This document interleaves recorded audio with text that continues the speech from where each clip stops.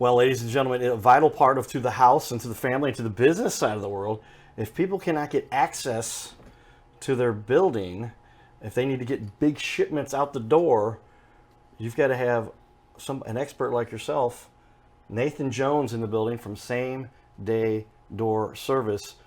What's it like running a company that people depend so much on to get business done? It's very rewarding. It's a little bit chaotic because nobody really plans for their door to break, and usually whenever they do break, there's waiting just isn't a great option. So the schedule day to day is kind of like you don't really know what you never know what time you're going to get home in the evenings, honestly. But it's extremely rewarding because we're stepping in and meeting customers at a place of sincere and earnest need that they have. So as a matter of vital nature of the business, if somebody doesn't have a functioning door, I mean, how big are some of these doors? How much do you feel like you're the one who's got to make sure this thing gets done, or else if they don't get this door open, then there's going to be some problems. Right. Yeah. So as far as like size of doors concerned, some of them are big, but really if a person can fit through it, then it's a real problem. Right. Because it depends on the neighborhood that you're in, how serious of a concern that it is. But yeah, it's really addressing security concerns is probably is the overwhelming motivation towards maintaining and repairing doors as they're needed. Well, we talk to businesses about why it is that their business is so critical, because as a matter of, if you're going to survive in our culture today, delivery is so important. You're going to have a product that gets from one location to another. Access for employees. It was interesting. Nathan actually noticed on our cyber lock that we have here, because we do encourage keeping this place secure. I mean, security is a big part of it, I would assume. And it was just kind of a neat way for me to lock the door that I have to get into the studio.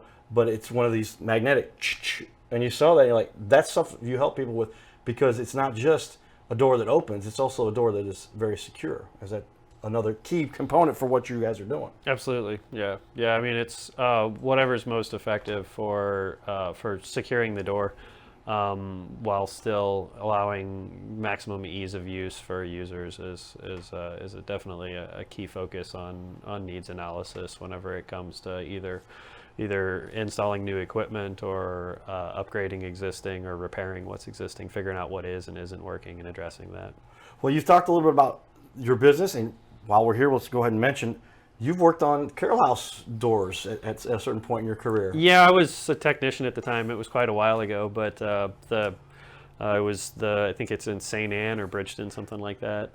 They had just opened up not too awful long before that, and they had taken over another building. I don't remember what was there before, but it hadn't been maintained and hadn't been cared for very well. So whenever they had me come in, it was like go through every single opening and address and evaluate what was needed on it. And I think I spent maybe a day and a half there, something like that, going through all of their doors. But I would say that was probably 5 years ago, something like that. Well, Brooke likes to do things right, so we give a shout out to our sponsor, Carroll House Furniture. Brooke, Amy, you can see them there on the wall. And then, of course, we have USA Mortgage, and give a shout out to my buddy Steve Flowers, the Flowers team. They do a great job. I have my mortgage license and worked with a lot of realtors around the area, and now that's turned into a whole gamut for all the businesses we talk about.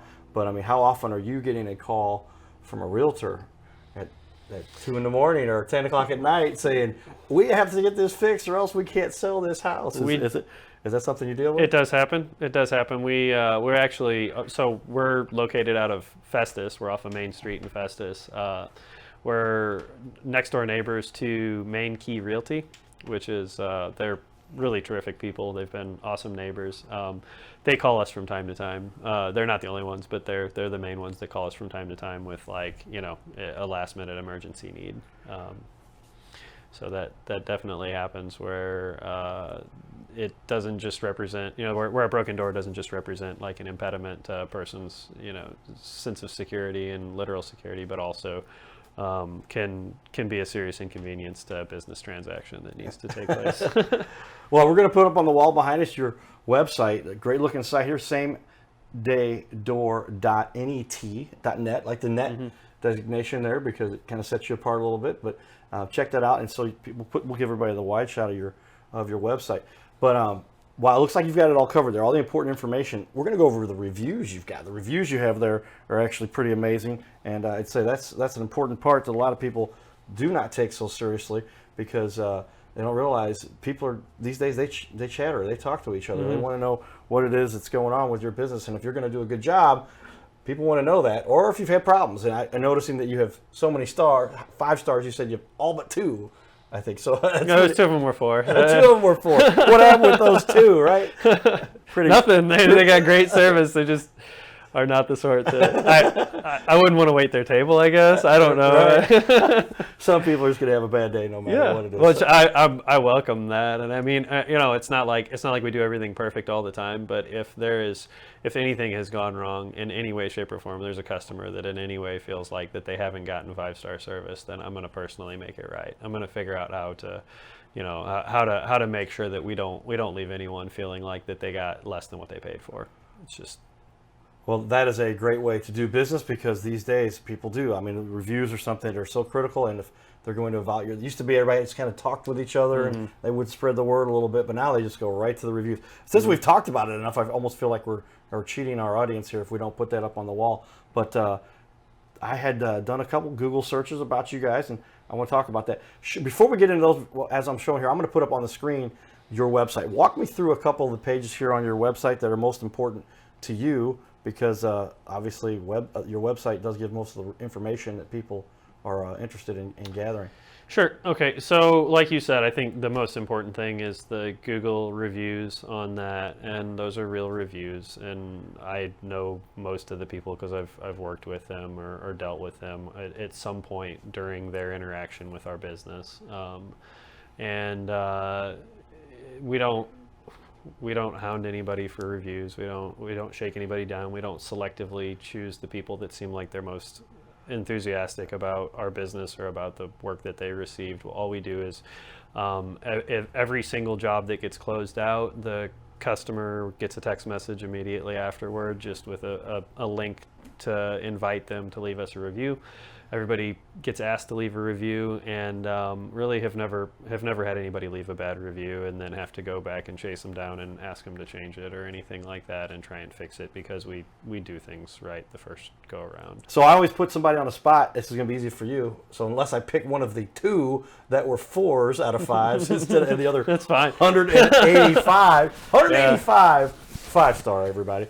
So I stopped right here. Called today thinking I would get a day for repair next week, and Tim came over within the hour, less than a half hour after it was fixed, and I had an identical door replaced by Precision Garage Door a few years ago, and it was a lot more expensive than these guys. Highly recommend. That's from Alex, who has done a couple reviews. Thanks, Alex. On Google, one of them for you.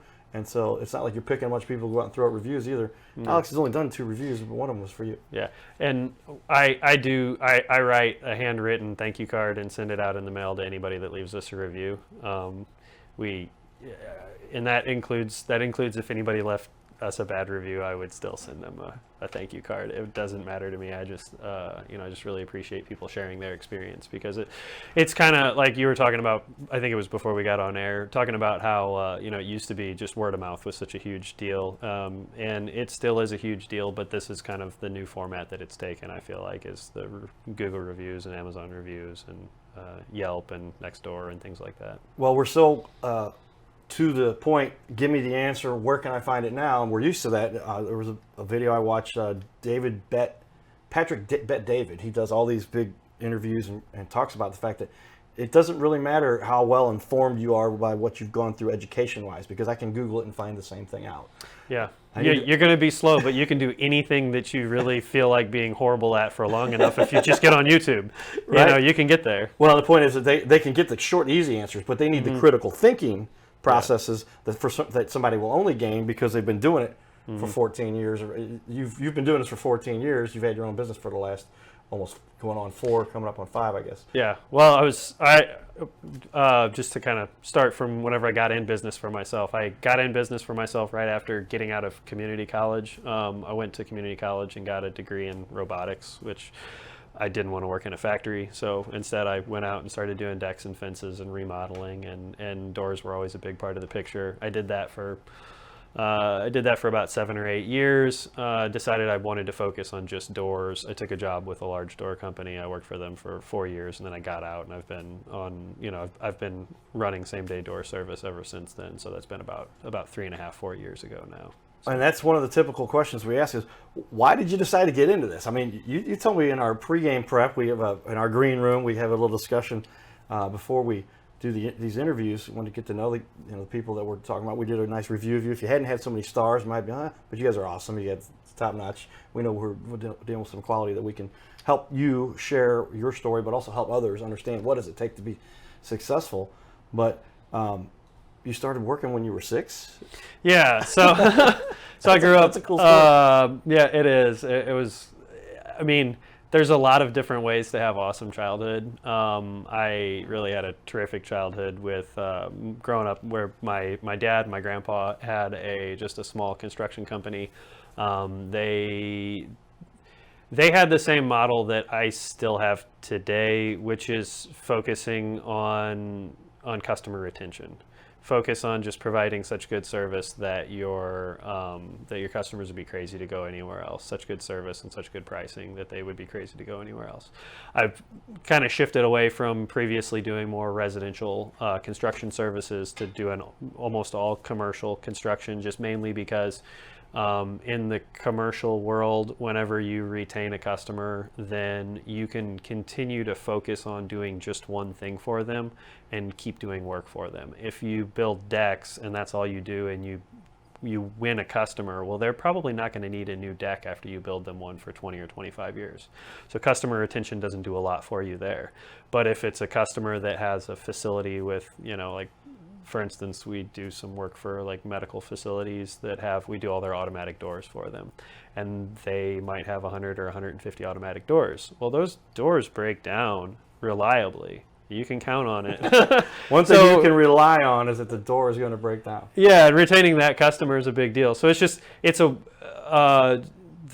main thing that we focus on is making sure that we're delivering the greatest amount of value possible to our customers, so that we can keep them around, so that we can continue to serve them for a long time, so that we're not bleeding money in marketing and then trying to make that up on customers that we only have for a short period of time.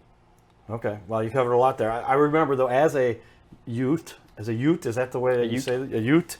I was actually very helpful to my dad's endeavors around the neighborhood, or especially down at the cabin. I would politely make sure that the screwdrivers were in the right location. So there were often pipes that they were working on, and I would politely take my dad's screwdriver and just drop it down the pipe. Well, that was very thoughtful. Trying to do as much as I could to make sure that the pipe was stored in a nice, safe place. But I'll never forget that I became known as my dad's opponent. Oh, yeah? And so I'm sure maybe you didn't have as much experience with doing that, but that was one funny story that we missed my dad because he was such an influential guy. But that interaction with Dad, and you learn some lessons along the way while you're doing stuff. And it's fun to work with Dad, so that will help you develop the skills that you have now. Obviously, somebody that's been doing this for so long, and with running a company at the level you're at, wow, that's very impressive, and it's nice to see somebody who's taken this on, and it comes from a background where Mom and Dad, and they were letting you start off at such a young age. Yeah, it was really cool. That's neat. Something you mentioned to me that was interesting. What I started to analyze for my clients is what they really needed, and we created an ROI analysis. So how many clicks, how many clients, what do you need to survive to make your business?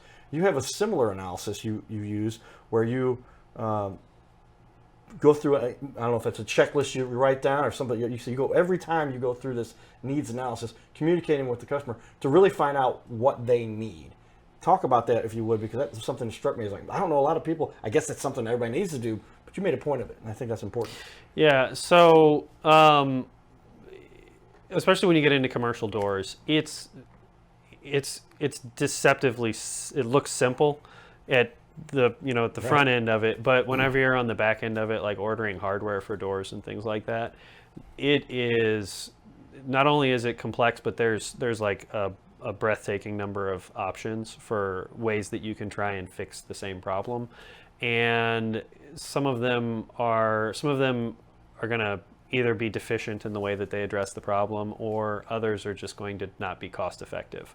So being knowledgeable before we ever enter into that conversation with the customer about, like, well, what's your problem with your door? What's going on? What are you hoping to accomplish from this? Being knowledgeable about the hardware options that are available to them, and then making sure that we ask the right questions to the customer to give them a chance to usually kind of vent about their frustrations with their with their door at that time, and figure out what it is that who's using this door. What are the different are there people that need to come in after hours? Do you need to be able to monitor who is going in and out for like access control systems and things like that?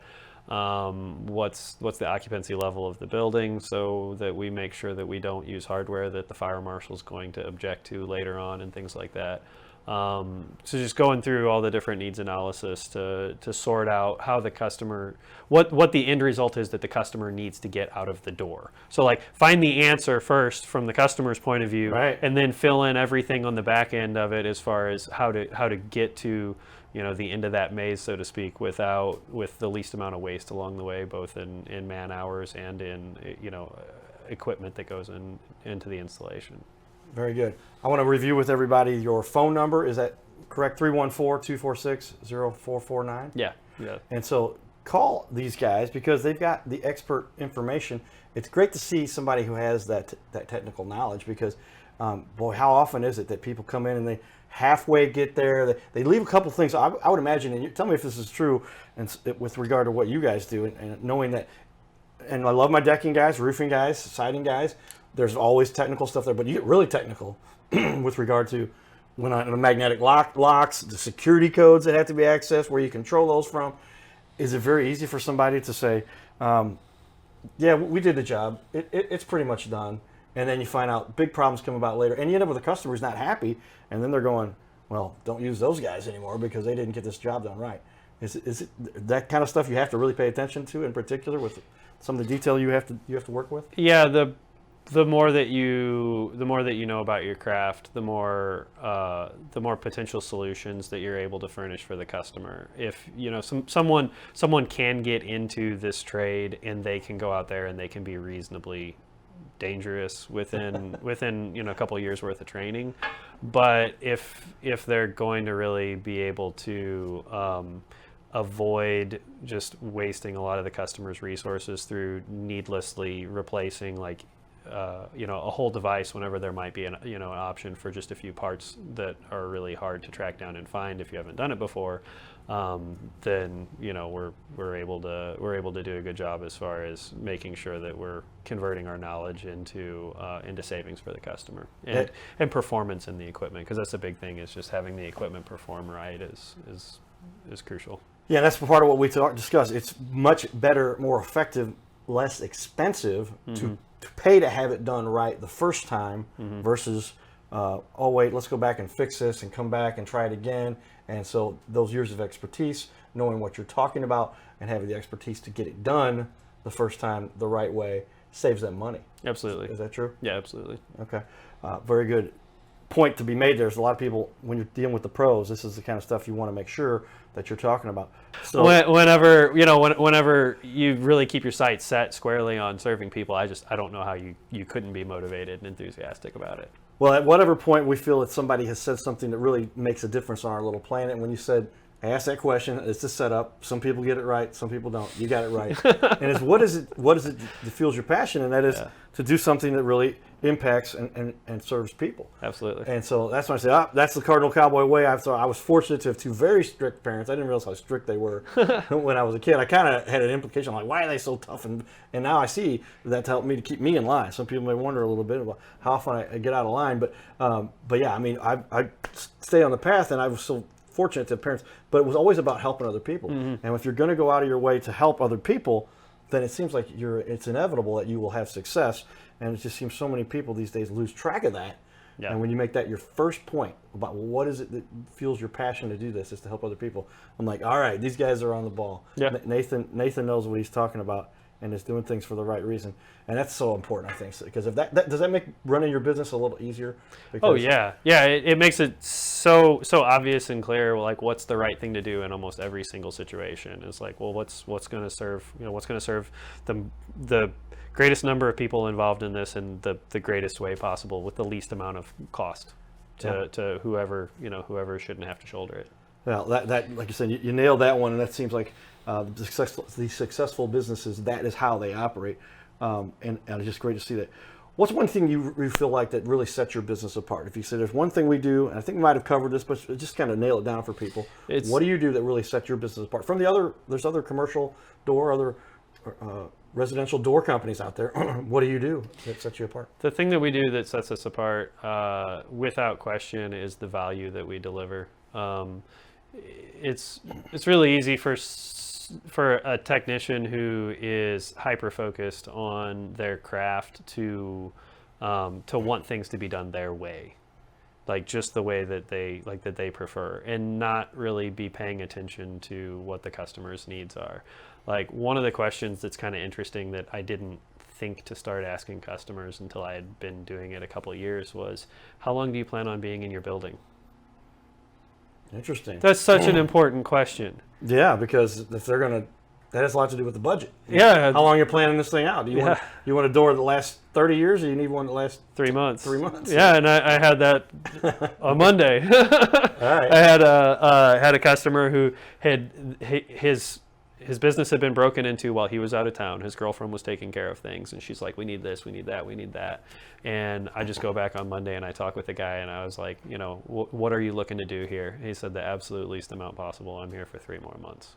I'm like, well, that completely changes the scope of work. Like, it would have been such a horrible waste of resources on his part to make a whole bunch of security upgrades to a building that's going to be vacant in just a couple months. So just our overwhelming preoccupation with how do we deliver the most value to the customer possible is a huge thing that sets us apart.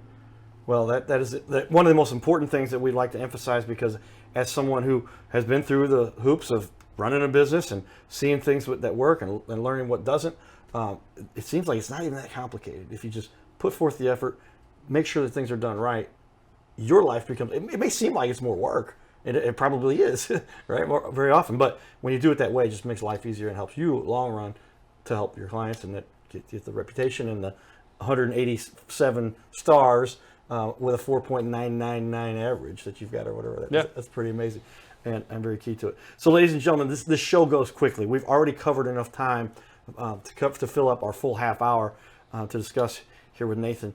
But I've got a couple more questions to ask you. Yeah, I'll keep it quick. And it's no problem. We can go for another hour if you need to. But the point is, you can watch this full interview on our Your Little Castle show. There's an uncut version that will be out there. Sometimes we even put out the raw one, because there were a couple little glitches that yours truly had when I was setting up initially here, and I pressed the wrong button on a couple things.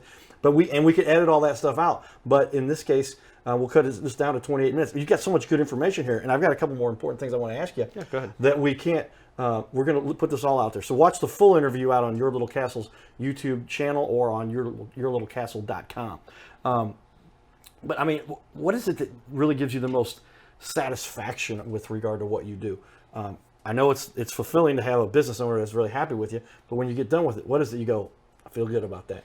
What would you say is the one thing? That's an easy one to answer. It's seeing the quality of life of the guys that work for me.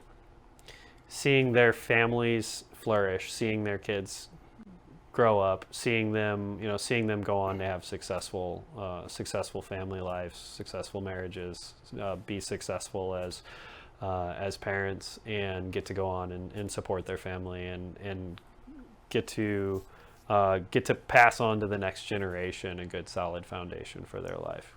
Like, they show up every day. Yeah. Their paycheck, their livelihood depends on you, and you're saying that's what that I didn't realize. It's something that's really powerful, because they literally count on you. Yeah, well, I mean, if work's going great, money's going great, and you don't look forward to going home, then you don't chances are you don't have a happy life. And chances are the other things, your job performance is going to fall off. There's other things are going to suffer if your family life isn't, if you're not whole as a person, then there's your your shelf life goes down. So it only, like, if you plan on keeping your employees for a long period of time, like I heard a statistic the other day that the average American sticks with their job for about 2.5 years before they bump to another place, and that's if that's what a person wants, that's great. But if a person wants to stick around, then I want to make that easy for them to do if they're good at their job. Yeah, I didn't realize it was that short term. I know things have changed quite a bit with the shuffle in our world and the way the internet has really changed the way things are done. But holy cow, that's a short period of time. That's a lot of bouncing around. I have to go from one job to the next. Yeah, you're just getting good at it, That's not that long. That's a good point. Last question for you. What is one thing that you really feel like your business does most to contribute to the community? There's a lot of businesses out there that they're very happy with what they do, but what do you think it is that really gives you the opportunity to do the most to help your community? One of the things I'm most proud and happy with is that we extend discounts to any type of military, veteran, first responder, police officer, firefighter, nurses, paramedics, people like that. We probably physicians as well. I'm not sure. I haven't looked at the list. There's a lot of people that's just like, we recognize your value of what you contribute to the community, and we're eager and anxious to get a chance to pay back and to serve you, because we've all received blessing from people that have these vocations, and we're just eager to get a chance to serve them out of gratitude. So. Well, tip of the hat to you there, everybody. Same day door service. Nathan Jones, the owner here, an expert. This is so neat because we do get to bring on people that have such high quality, high regard, ethically, morally, doing what's right to help the community make a difference, because that is what makes the difference on our little planet. And so many people, I've seen them try to skate by and not do it full quality, and they end up paying for that later. It doesn't get them where they want to go. No, it does not. It makes life more difficult. Yeah. So if you're looking for a company, you can count on same day door service, 314-246-0449, samedaydoor.net. Get a hold of Nathan and his team. Shout out specifically for that first responders group that you help, because those are the guys that saved my life, that pulled me out of a car and allowed me to survive. If they weren't there doing everything to the T, yours truly probably wouldn't be here today. And so I thank them and appreciate you giving them a shout out to do what they do to make our world a little bit better place. It's a pleasure. All right, everybody, stay tuned for more. This is the Your Little Castle Show. We're always looking for leaders to join us on this particular, in this studio, or we come out to your location, depending on where you want to do that. Some great shows. Check out all of our stuff out on yourlittlecastle.com, and we look forward to really getting to know you and your businesses best. Giddy up.